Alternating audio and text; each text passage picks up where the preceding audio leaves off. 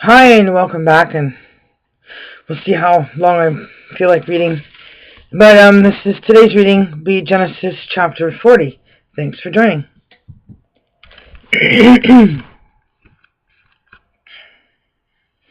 Now after these things it came about that the cupbearer of the king of Egypt and the baker sinned against their lord the king of Egypt.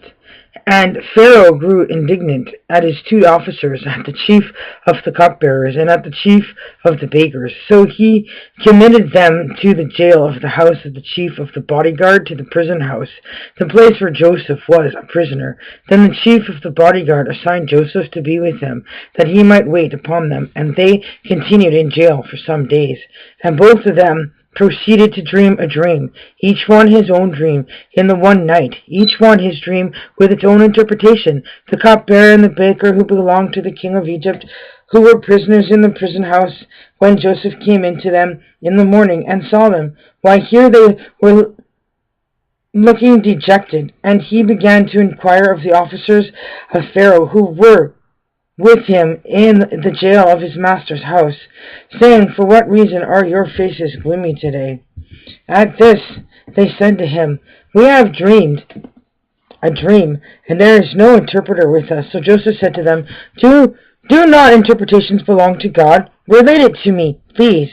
And the chief of the cupbearers went on to relate his dream to Joseph, and to say to him, In my dream, why, here there was a vine before me, and on the vine there were 3 twigs, and it was apparently sprouting shoots. Its blossoms pushed forth, its clusters ripened their grapes. And Pharaoh's cup was in my hand, and I proceeded to take the grapes and squeeze them out into Pharaoh's cup. After that I gave the cup into Pharaoh's hand.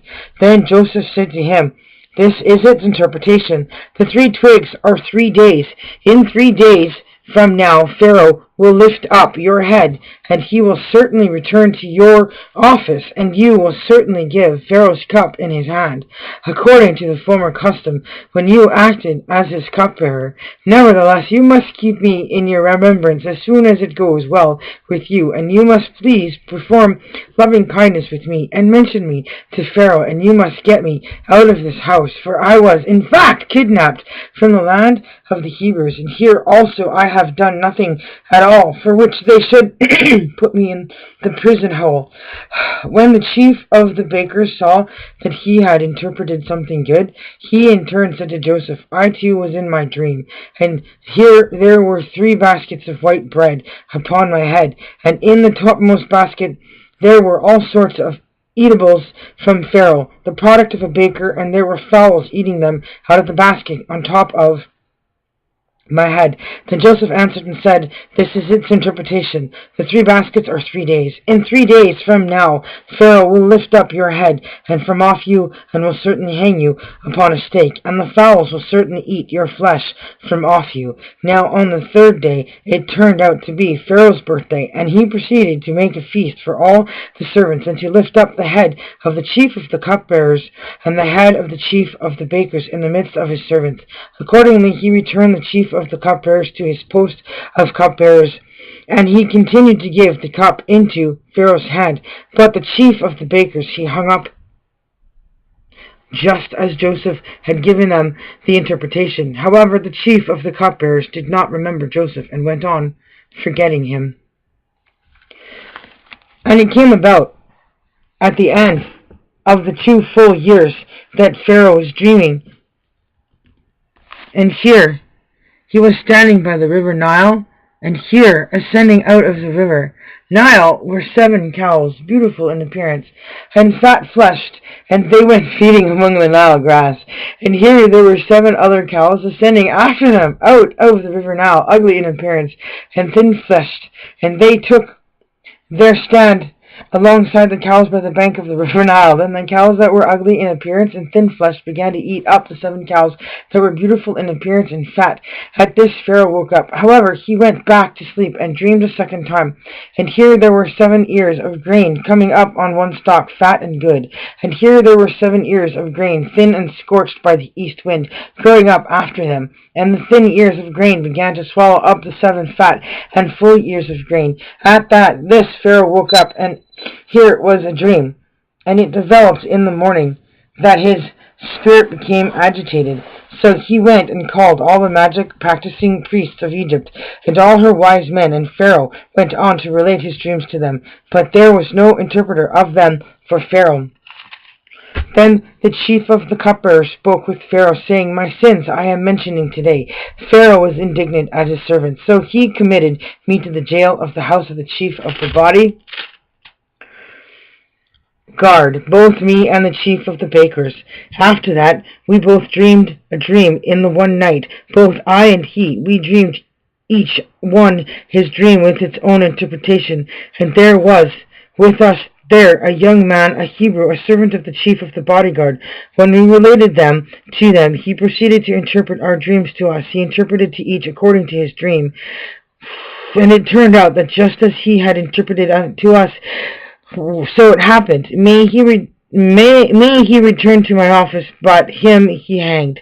And Pharaoh proceeded to send and to call Joseph, that they might bring him quickly from the prison hole. Hence he shaved and changed his mantles and went in to Pharaoh. Then the Pharaoh said to Joseph, "I have dreamed a dream, but there is no interpreter of it. Now I myself have heard it said about you, that you can hear a dream and interpret it." And thus Joseph answered Pharaoh, saying, "I need not be considered. God will announce welfare to Pharaoh." And Pharaoh went on to speak to Joseph, "In my dream, here I am standing on the bank of the river Nile, and here ascending out of the river Nile were 7 cows, fat-fleshed and beautiful in form, and they began to feed among the Nile grass. And here there were 7 other cows ascending after them, poor and very bad in form and thin-fleshed. For badness I had not seen the like of them in all the land of Egypt. And the skinny and bad cows began to eat up the first 7 fat cows. So these came into their bellies, and yet it could not be known that they had come into their bellies, as their appearance was bad, just as the start. At that I woke up. After that I saw in my dream, and here there were 7 ears of grain coming up on one stalk, full and good. And here there were 7 ears of grain, shriveled, thin, scorched by the east wind, growing up after them. And the thin ears of grain began to swallow up the 7 good ears of grain. So I stated it to the magic-practicing priests, but there was none to telling me. Then Joseph said to Pharaoh, "The dream of Pharaoh is but one. What the true God is doing, he has told the Pharaoh.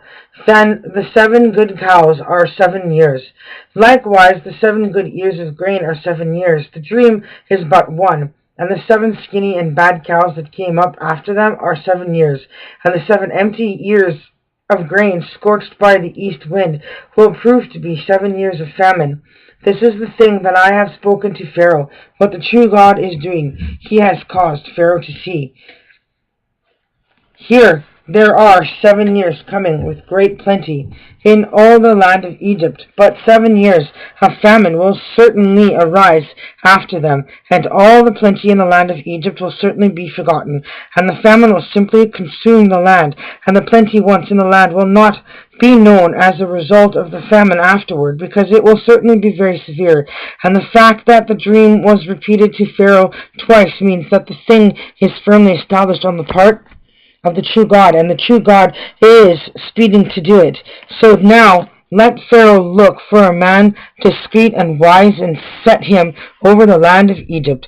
Let Pharaoh act and appoint overseers over the land, and he must take up 1/5 of the land of Egypt during the 7 years of plenty, and let them collect all the foodstuffs of these coming good years, and let them pile up grain under Pharaoh's hand as foodstuffs in the cities, and they must safeguard it, and the foodstuffs must serve as a supply for the land for the 7 famine years, which will develop in the land of Egypt, in order that the land may not be cut off by the famine. While the thing proved to be good in the eyes of Pharaoh and all of his servants. So Pharaoh said to his servants, "Can another man be found like this one, in whom the Spirit of God is?" After that, Pharaoh said to Joseph, "Since God has caused you to know all this, there is no one as discreet and wise as you are. You will personally be over my house, and all my people will obey you implicitly. Only as to the throne shall I be greater than you." And Pharaoh added to Joseph, "See, I do place you over all the land in Egypt." With the Pharaoh removed his signet ring from his own hand, and put it upon Joseph's hand, and clothed him with garments of the fine linen, and placed the necklace of gold about his neck. Moreover, he had him ride in the second chariot of honor that he had, so that they should call out ahead of him, "Havoc!" thus putting him over all the land of Egypt. And Pharaoh further said to Joseph, "I am Pharaoh, but without your authorization no man may lift up his hand or his foot in all the land of Egypt." After that, Pharaoh called Joseph's name Zephanath Paneah, and gave him Asnath, the daughter of Potiphera, the priest of On, as a wife. And Joseph began to go out over the land of Egypt, and Joseph was 30 years old when he stood before Pharaoh, the king of Egypt. Then Joseph went out from before Pharaoh and toured about in all the land of Egypt. And during the 7 years of plenty the land went on, producing by the handfuls. And he kept collecting all the foodstuffs of the 7 years that came upon the land of Egypt. And he would put the foodstuffs in the cities, the foodstuffs of the field that was round about a city he put in the midst of it. And Joseph continued piling up grain in a very great quantity, like the sand of the sea, until finally they gave up counting it, because it was without number. And before the year of the famine arrived, there were born to Joseph 2 sons, whom Asnath, the daughter of Potiphera, the priest of On, bore him. So Joseph called the name of the firstborn Manasseh, because, to quote him, "God has made me forget all my trouble and all the house of my father." And the name of the second he called Ephraim, because, to quote him, "God has made me fruitful in the land of my wretchedness." And the 7 years of the plenty that had obtained in the land of Egypt gradually ended, and in turn the 7 years of the famine started to come, just as Joseph had said. And the famine developed in all the lands, but in all the land of Egypt there was found bread. Finally, in the land of Egypt became famished, and the people began to cry to Pharaoh for bread. Then Pharaoh said to all of the Egyptians, "Go to Joseph. Whatever he says to you, you are to do." And the famine obtained over all the surface of the earth. Then Joseph began to open up all the grain depositories that were among them, and to sell to the Egyptians, as the famine got a strong grip on the land of Egypt. Moreover, people of all the earth came to Egypt to buy from Joseph, because the famine had a strong grip on all the earth. That's all I have time for tonight. Please come back. I'll start again at Genesis chapter 42. Thank you for joining. Goodbye.